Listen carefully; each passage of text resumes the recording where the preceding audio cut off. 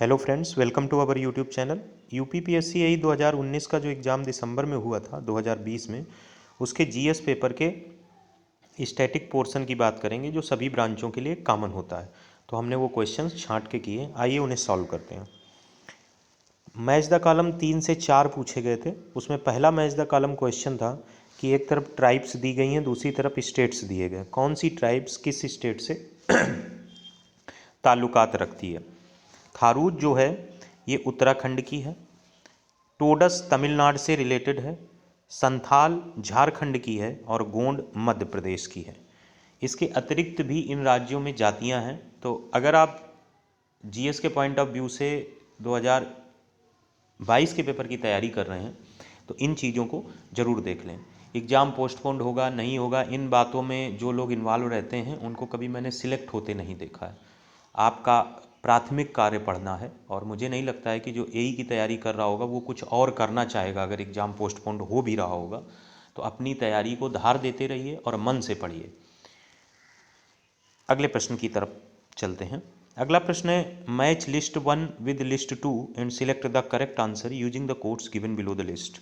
इसमें भी match the column है, एक तरफ स्टेट्स हैं, दूसरी तरफ हाईएस्ट पीक्स हैं। अगर ऐसे क्वेश्चंस आते हैं तो जो चीज़ आपको मालूम हो वो मैच कराकर सबसे पहले ऑप्शन देखा करिए। कभी कभी आपको ज़्यादा मेहनत और माथापच्ची नहीं करनी होती है। ये प्रश्न में जो ऑप्शंस दिए गए थे उसमें अगर आप तमिलनाडु से डोडा बेट्टा जानते हैं, राजस्थान से गुरशिखर जानते हैं, तो इसके आगे आपको कोई अगर ये दो नहीं भी पता है तो भी आपको करेक्ट आंसर मिल जा रहा था। खैर, मध्य प्रदेश में धूपगढ़ है और नागालैंड में सारामती है, तो इसके ये करेक्ट आंसर्स हैं। तमिलनाडु डोडा बेट्टा से संबंधित है, राजस्थान गुरुशिखर से संबंधित है, मध्य प्रदेश धूपगढ़ से और नागालैंड सारामती से। अगले प्रश्न की तरफ बढ़ते हैं। अगला प्रश्न है, फिर से मैच द कॉलम है। यहाँ पर आपको फिर से चोटियाँ दी गई हैं, पर्वत दिए गए हैं। देहांग देबांग अरुणाचल प्रदेश का है, नंदा देवी उत्तराखंड में है, अगस्तमलाई केरल में है और नोकरेक मेघालय में है। जो नोकरेक था हो सकता किसी को ना पता हो, लेकिन अदर 3 थोड़े सरल थे और अधिकतर चर्चा में रहने वाली चीज़ें थी, तो ये प्रश्न कंपैरेटिवली सरल था। अगले प्रश्न की तरफ बढ़ते हैं। अगला प्रश्न है, leopard matrix is associated with. Leopard matrix का यूज पर्यावरणीय प्रभाव के अध्ययन के लिए जो मेथड्स यूज्ड होते हैं उनमें यूज किया जाता है कंप्यूटिंग मेथड्स में। तो असेसमेंट मेथड है leopard matrix, environment impact assessment method. States get share of the revenue from. States को जो रेवेन्यू मिलता है वो एक्साइज टैक्स से मिलता है। Excise tax mainly central government के द्वारा लगाया जाता है, बट उसमें शेयर स्टेट गवर्नमेंट को भी मिलता है, स्पेशली लिक्वर वगैरह पेट्रोलियम पर शेयर मिलता है। Let's move to next question. अगला प्रश्न है, सेम प्रश्न रिपीट हो रहा है। वही एक्साइज टैक्स जो होता है इनडायरेक्ट टैक्स का फॉर्म होता है जो लेवीड होता है सेंट्रल गवर्नमेंट की तरफ से, जिसमें production of sale licence of certain goods होता है। और ये स्टेट गवर्नमेंट के द्वारा जो शेयर मिलता है वो नारकोटिक्स और एल्कोहल का सबसे बड़ा हिस्सा होता है। अगला प्रश्न है, the joint sitting of the Indian parliament for transacting A legislative business is presided over by.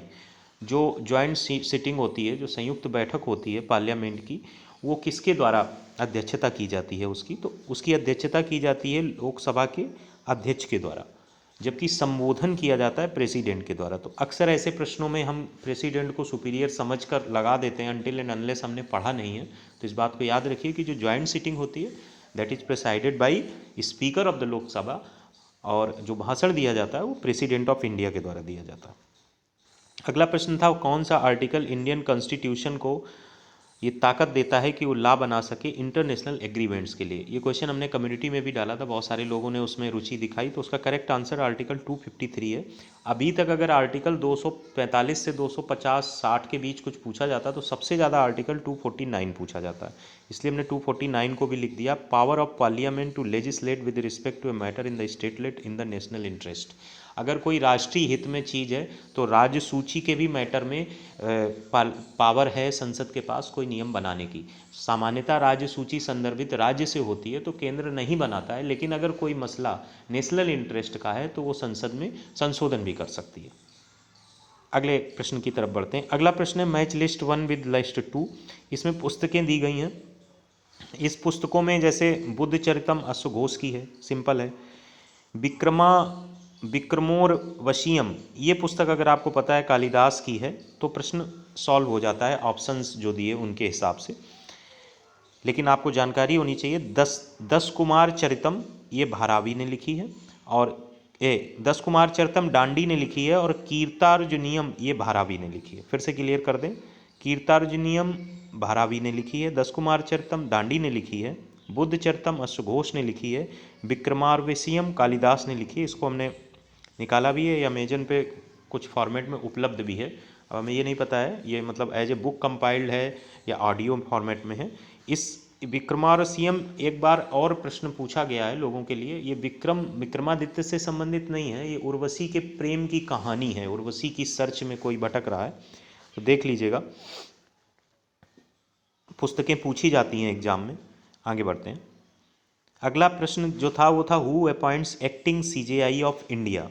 Acting CJI of मतलब एक तरीके से जैसे कोई कप्तान को कोई दिक्कत होती है, सर में पेन है या बॉडी में पेन है, वो बाहर चला जाता है फील्ड से, तो किसी न किसी को कार्यवाहक कप्तान बना जाता है। इसी तरीके से अगर सीजेआई अनुपस्थित हैं किसी भी रीजन से तो एक एक्टिंग सीजेआई होती हैं, जिनकी नियुक्ति खुद सीजेआई नहीं करते हैं। Appointment of acting chief justice is to be made by the president under article 126 of the constitution. अगर उन्होंने इस बार पूछा हु अपॉइंट्स एक्टिंग सीजेआई, तो नेक्स्ट टाइम पूछ सकता है under which article acting CJI of India is appointed, तो अंडर आर्टिकल 126। तो ये चीज़ इंपॉर्टेंट है। Acting CJI of India president of India appoints करते हैं, ना कि सीजेआई ऑफ इंडिया अपॉइंट करके जाते हैं या कोई सिचुएशन आती है, तो ये चीज़ क्लियर है।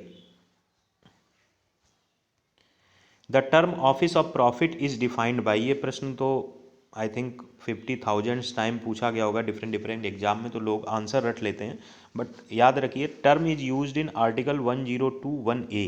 ये भी पूछा जा सकता है कि ऑफिस ऑफ प्रॉफिट के बारे में संविधान में कहाँ लिखा है, तो डिफाइंड बाई क्या होगा, इंडियन कॉन्स्टिट्यूशन। ऑप्शन में अलग अलग होगा, इंडियन कॉन्स्टिट्यूशन, संसद, amendment, many things can be given there. तो ये इंपॉर्टेंट है। और होता क्या है ऑफिस ऑफ प्रॉफिट, जैसे अभी एक यूपी के चुनाव में कानपुर के पुलिस कमिश्नर जी हैं जो पहले अवकाश ले रहे हैं, मतलब अवकाश क्या एक तरीके का इस्तीफ़ा दे रहे हैं कि अब हमारी सेवानिवृत्ति हो गई है, हमें सेवानिवृत्ति दे दी जाए, उसकी बात कर रहे हैं। उसके बाद ही वो चुनाव लड़ रहे हैं। तो जो आप विधानसभा और उसमें जाते हैं लोकसभा में, उनको लड़ने के लिए ऑफिस ऑफ प्रॉफिट ये डिफिनीशन इंपॉर्टेंट है कि वो कोई फिर सरकारी नौकरी में नहीं रह पाएंगे। Let's move to the next question. While deciding any question relating to the disqualification of a member of parliament, the president shall obtain the opinion of election commission, chief justice of india, attorney general, speaker of the lok sabha। फिर से समझिए, कोई question अगर किसी के disqualification का है, जैसे अभी लालू प्रसाद यादव के एक बेटे के संदर्भित कुछ था मैटर, और एक और मैटर हुआ था बीजेपी के ही सांसद या विधायक रहे थे, तो उस संदर्भ में प्रेसिडेंट जो ओपिनियन लेते हैं वो इलेक्शन कमीशन की लेते हैं। रेज कोई भी कर सकता है, जनहित याचिका से कर सकते हैं, PIL से कर सकते हैं, तो इलेक्शन कमीशन के ओपिनियन के बिना उसके ऊपर डिसीजन मोस्टली नहीं लिया जाता है। वो ओपिनियन ले सकते हैं, बिना भी ले सकते हैं डिसीजन, अगर ये बिल्कुल साफ़ सुथरा अगर उनके पास होगा, लेकिन अगर चाहें तो उनको लेना चाहिए, लेना होगा। Let's move to the next question. Which of the following is not a kharif crop, soybean, lentil, cotton, pigeon pea. Lentil जो है ये खरीफ क्रॉप नहीं है, लेंटिल जो है ये खरीफ क्रॉप नहीं है, इसकी हिंदी होती है दालें, इसकी हिंदी होती है दालें।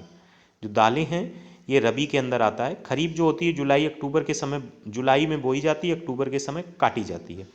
और रबी जो होती है विंटर क्रॉप कहलाती है, अक्टूबर में बोई जाती है, फरवरी में काटी जाती है, जैसे सरसों वगैरह हो गए। और जायद जो होती है वो मार्च में बोई जाती है, जून में काटी जाती है, खरबूजा, ककड़ी, ये सारी चीज़ें जायद की फसल में आती हैं। अगला प्रश्न है विच of the following writes a cultivator enjoyed on his on land during the Mughal period. जो कृषक था वो अपने ज़मीन को किस तरीके से आनंद पूर्वक जीता था, उसमें क्या उसको अधिकार मिलता था। Right to mortgage, right to sell and gift, right to mortgage and gift, all the above rights. उसको केवल मॉर्टगेज मतलब बंधक बनाने का अधिकार था। राइट टू मॉर्टगेज ओनली, ये मुगल पीरियड के दौरान है, सिर्फ उस जमीन को बंधक बनवा सकता था। अगले प्रश्न की तरफ चलते हैं।